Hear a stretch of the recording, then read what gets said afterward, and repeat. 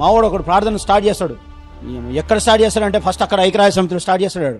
అయ్యా, ఐక్యరాజ్య సమితి భద్రతా మండలి సమావేశాలు జరుగుతున్నాయి తండ్రి, దేవా అని కాపాడు. అక్కడి నుంచి ఇక్కడికి వస్తాడు, మోడీ కాడికి వస్తాడు. ప్రభువా, ఈ దేశాన్ని పరిపాలిస్తున్న మోడీని ఆశీర్వదించు. ఒరే, నువ్వు చంపేస్తున్నావురా, మా వాళ్ళు ఆశీర్వదించమని అడుగుతున్నారు నిన్ను. ప్రేమ అంటే తెలుసుకో ఏందో. ఊరికే ఇలా చేతులు దాబి దేశమే గాంధీ, నెహ్రూ, బుద్ధుడు అంటాడు. ఏం ఉండదు, ఉత్తదే భౌతికమైన వ్యవహారం అది. ప్రేమ అంటే ఏందో తెలుసుకోరా నాయన, మా వాళ్ళ దగ్గర ఉంటుంది. ప్రభువా, కేసీఆర్ను మన్నించు, క్షమించు అంటాడు.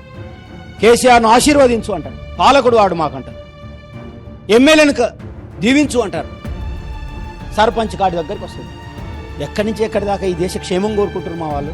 మా దేశ నాయకులను, మా దేశ ప్రజలందరినీ వ్యాధి బాధల నుండి, కీడు నష్టముల నుండి, పాప బంధకముల నుండి నజరేయుడైన యేసుక్రీస్తు నామములో విడుదల చేయుచున్నాము. ఆమేన్, ఆమేన్. ఇట్లాంటి వాళ్ళనా మీరు దేశభక్తులు కాదనేది? ఇట్లాంటి వాళ్ళనా మీరు ఈ దేశవాసులు కాదనేది? ఇట్లాంటి వాళ్ళనా మీరు అన్యమతస్తులు అనేది? ఇట్లాంటి వాళ్ళనా మీరు దాడులు చేసేది? ఎంత దుర్మార్గం అనిపిస్తుంది.